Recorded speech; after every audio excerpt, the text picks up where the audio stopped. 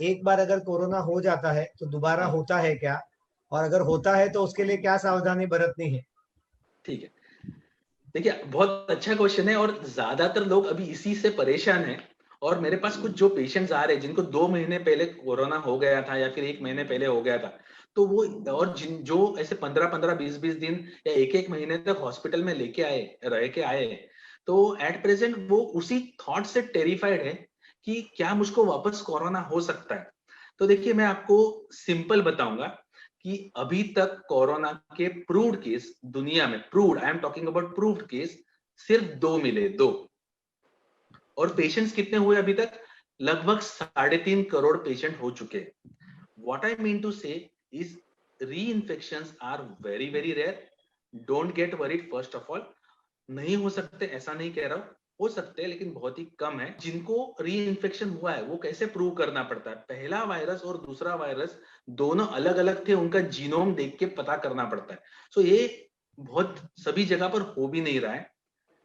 Now coming two things कि क्या आपको वापस री इन्फेक्शन होगा कि नहीं। सो जैसे मैंने आपको स्टैटिस्टिक्स बताया, देखिए बहुत ही कम चांस है री इन्फेक्शन होने के। और ये 2 केसेस की अभी तक पूरी डिटेल्स अभी तक इंटरनेशनल मेडिकल जर्नल्स में नहीं आई है। मतलब देखिए बहुत सी दूसरी बीमारियां भी 2 बार हो जा सकती है। जैसे दूसरे वायरल फीवर ले लीजिए, किसी किसी को चिकन पॉक्स लाइफ में 2 बार हो जाता है, किसी किसी को डेंगू भी 2 बार होता है, 2 बार क्या 3 बार भी होता है किसी किसी को। सो बेसिकली ऐसे बहुत से दूसरी बीमारियां जो 2-2 3-3 बार हो सकती है। वायरल फीवर तो जो इन्फ्लुएंजा कहते हैं, रेगुलर वायरल फीवर, वो तो मल्टीपल टाइम्स हो सकता है। सो हर एक वायरस का डिफरेंस होता है।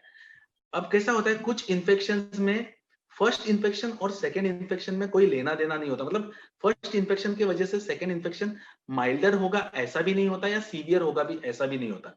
अनफॉर्चुनेटली डेंगू में ऐसा है कि अगर आपको एक बार डेंगू हो चुका है और अगर आपको सेकेंड टाइम डेंगू होता है, तो सेकेंड टाइम डेंगू यूजुअली ज्यादा डेंजरस होता है और ये लीथल होता है। मतलब बहुत most of the time patient बहुत सीवियर कॉम्प्लिकेशंस में जाता है और डेथ भी हो सकती है।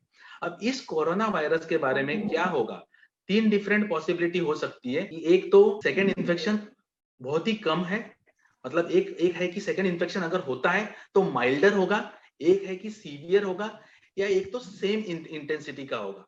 तो देखिए अभी तक इसके बारे में बहुत ही कम केसेस है, तो इसके बारे में बताना बहुत ही डिफिकल्ट है। बट मैं यही कहूंगा कि एटलीस्ट शॉर्ट टर्म इम्यूनिटी तो डेफिनेटली है। जैसे मैंने आपको बताया कि देखिए फॉर एग्जाम्पल हमको, जिन आप में से ज्यादातर लोगों को I am sure small pox का वैक्सीन दिया होगा। स्मॉल पॉक्स का वैक्सीन जो हमको देते थे, जिनका भी जन्म 1979 के पहले हुआ है, मतलब मुझको मुझको स्मॉल पॉक्स का वैक्सीन दिया हुआ है। आप में से कुछ लोग काफी यंग लगते हैं तो शायद आपको स्मॉल पॉक्स का वैक्सीन नहीं दिया होगा। तो स्मॉल पॉक्स का वैक्सीन एक बार दे देते, जिंदगी भर स्मॉल पॉक्स नहीं होता। लेकिन कुछ बीमारियां होते हैं जिनका वैक्सीन देने के बाद में वो कुछ सालों के बाद उसकी इम्यूनिटी कम हो जाती है और उसमें बूस्टर देना पड़ता है। जैसे कुछ बीमारियों के क्लासिकल एग्जांपल आपको पता होंगे, डिप्थेरिया, पर्ट्यूसिस, टेटनस वगैरह। मतलब मैं ये नहीं कह रहा हूँ ये वायरल बीमारी है, I am giving you certain example जिसमें बूस्टर डोज देना पड़ता है। तो अभी तक साइंस ने ये सारी पूरी जानकारी हमको नहीं दी है कि इसमें कितना बूस्टर लगेगा। लेकिन जो कुछ अभी तक डेटा आ रहा है इस पे ऐसा तो लग रहा है कि एटलीस्ट कोरोना होने के बाद में एक शॉर्ट टर्म इम्यूनिटी रहती है। मतलब कुछ महीनों के लिए तो कम से कम कोरोना वापस से होना नहीं चाहिए। अगर ऐसा नहीं होता तो अभी तक इटली में से, स्पेन में से लाखों लोगों को री इन्फेक्शन के केसेस आने लगते। इवन इंडिया में से लाखों लोगों के इन्फेक्शन के केसेस आने लगते। So basically definitely it is giving us some immunity. Now the question is कि ये कितने लॉन्ग टर्म इम्यूनिटी देता है, कुछ महीनों की देता है, कुछ सालों की देता है, या जिंदगी भर की देता है, ये एक बड़ा क्वेश्चन है। I think time will answer this question. दूसरा है कि मुझको ये तो नहीं लगता डेफिनेटली ये लाइफ लॉन्ग इम्यूनिटी तो नहीं देगा। प्रोबेबली ये शॉर्ट टर्म इम्यूनिटी देगा, कुछ महीनों की या कुछ सालों की। ये मेरा प्रेडिक्शन है। और मुझको ऐसा लगता है कि जो वैक्सीन भी आएगी तो हमको मल्टीपल बूस्टर्स लगेंगे। एक वैक्सीन से काम नहीं चलेगा। मतलब हर साल में या हर 2 साल में हमको एक बूस्टर तो लेना पड़ेगा ताकि हमारी इम्यूनिटी मेंटेन रहे।